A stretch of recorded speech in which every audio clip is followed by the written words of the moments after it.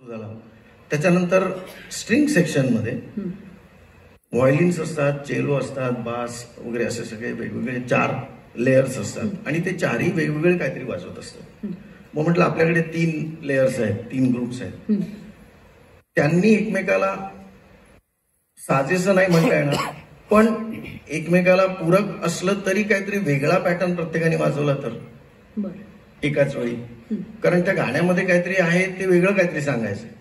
मग प्रत्येकानेच तसं केलं तर असा विचार करून ए ग्रुप आहे तो नुसत्या कॉर्ड्स वाजवेल, बी ग्रुप त्याच्यात डबल लाईट एक पॅटर्न वाजवेल आणि सी ग्रुप त्याच्यात चौपट लाईट एक पॅटर्न वाजवेल.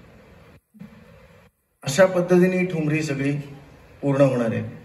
आणि त्याच्यातून मी आता सांगितलं असं की काहीतरी वेगळं सांगायचंय असं वाटत राहणं हीच त्याची खरी पूर्णता आहे. ऐकूया.